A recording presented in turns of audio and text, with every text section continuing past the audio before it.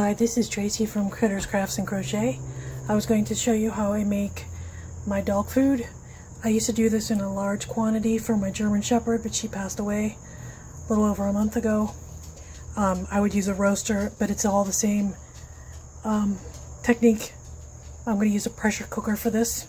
So I have my chicken legs and thigh quarters. I get these in a big 10-pound bag for like $7.50. It's a good economical way to do it. Get your bag of rice, your sweet potatoes, your vegetables. Sometimes I'll use mixed, sometimes it's the peas and carrots, sometimes I'll use corn, and this is in the water.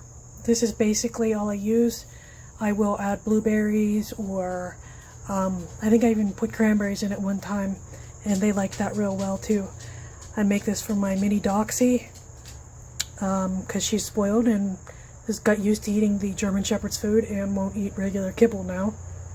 My Basset Hound sadly cannot have this. He cannot tolerate chicken as a protein. So this is how I start. You take your boneless or your chicken legs, quarters, put them in the pressure cooker.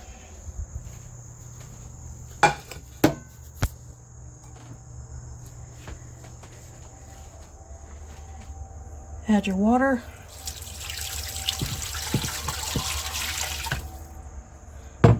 Then you put your lid on, and I cooked this last time for 2 hours because some of it was thawed, but I like to cook it as long as possible because that actually softens some of the little bones in there and the cartilage to the point where it breaks down and they can eat the bones. I will pull the hard, long leg bones out though for the drumsticks.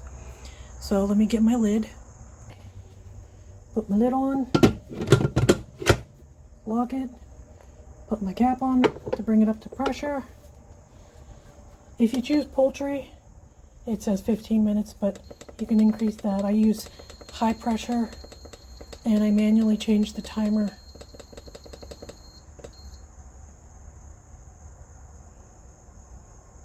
Even an hour would be good enough. I like doing the 2 hours. Whenever I made it in the roaster, I would cook it for probably at least 12 plus hours, sometimes overnight.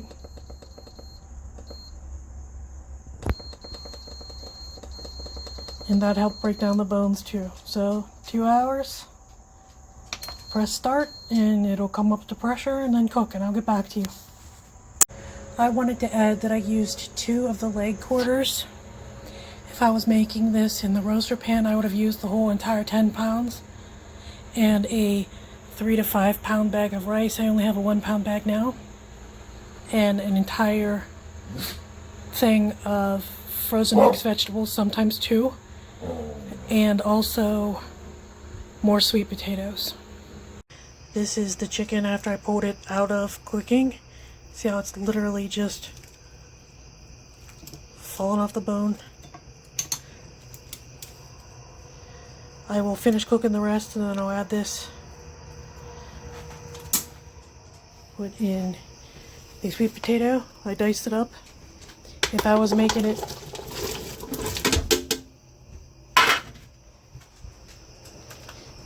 in the roaster, I wouldn't have.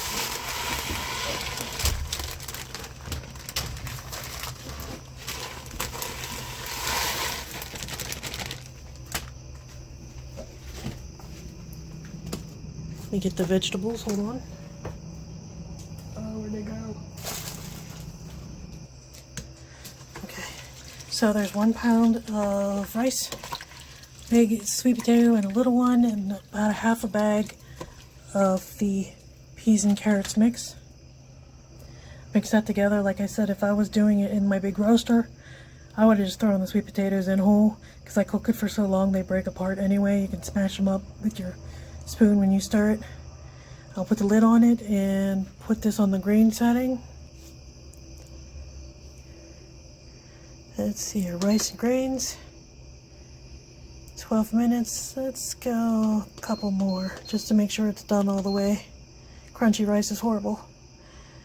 And press start. I do not believe that this builds up pressure, so I think it just boils it for the most part. But we'll see.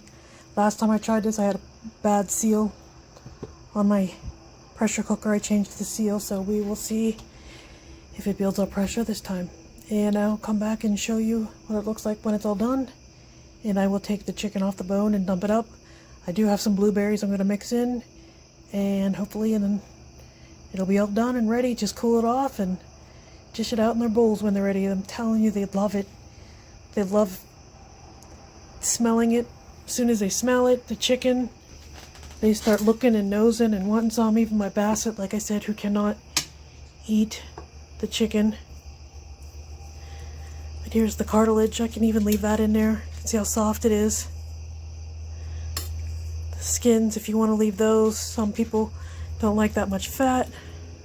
With this diet, there's actually not much fat in it, so I typically leave them in there and just take out the big long bones like that.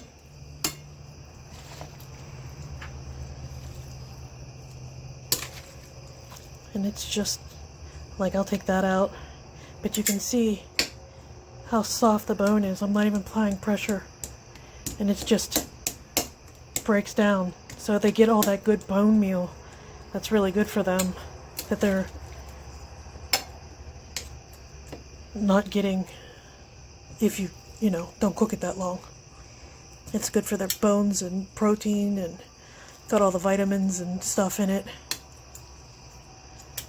More just mashes down into nothing, so you don't have to worry about them choking on it or getting splintering and affecting their guts, impaction, or any of that other stuff that you can have from the splintering of the chicken bones. I'm sorry, I'm doing this with one hand and my camera skills aren't great. So all of that yummy goodness will get put back in it whenever. Being that this is for my Doxy, I take most of the fat out. For my Shepherd, she needed that fat because she burned through so much energy. But yeah, there you go. It's ready to go back in. Just gotta wait for the rice to cook. And you can see, there's my one dog.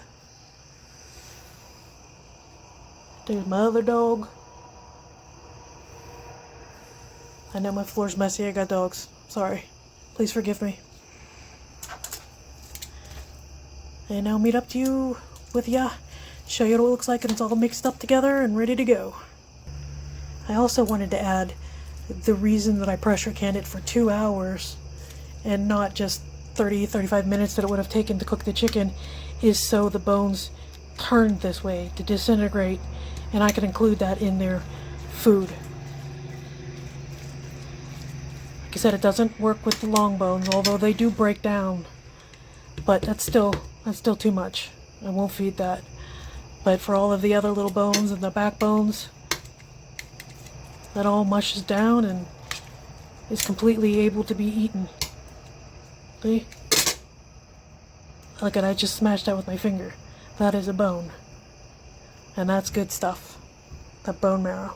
Just wanted to update. I said earlier that I wasn't sure if this was under pressure for the grains. But here, it does say yes, that it's pressure. And it's just caught up with it. So, I think the pressure's a lot less than it would be whenever I was doing the chicken, but it is under pressure. Okay, everything's all done. And I'll show you what it looks like whenever I get the lid off. Alright. That's what it looks like. Oh, that's hot. I have no counter space.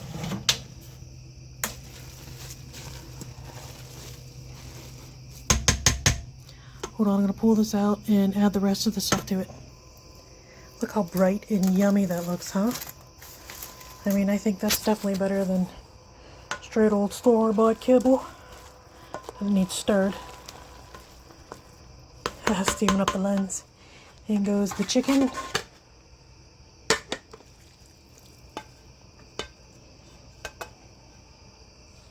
I'll scrape that off in a second.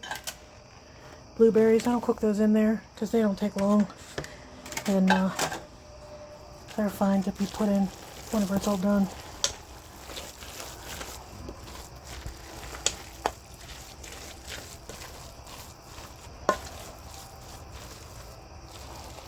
there you have it. Nice fresh homemade dog food. Doesn't take long. You know exactly what your dog's eating. You can do this with chicken, you can use ground beef, turkey. I typically buy a big turkey. Use the excess to make more food around Thanksgiving. 2020, my German Shepherd was diagnosed with beginning of kidney failure. I started making this for her, and she perked up. She got a lot better, more alert and aware, and she was on this up until this past July, whenever she sadly had to be euthanized due to age-related issues. And if you know anything about German Shepherds, they have bad back ends, hip dysplasia, things like that. But that's a different story altogether. So here's the dog food. My dogs love it. Yours will too. It's super easy. Just cooked in the pressure cooker. 2 hours for the chicken. Another 15 minutes or so for the rest, the sweet potatoes and the rice. Mix it up and you are good to go. So if you like my video, hit like and subscribe, and thank you so much. And maybe next time I'll make some biscuits or something for them. I made those one time. My Basset loved them. So I'll see you later. Thanks for watching.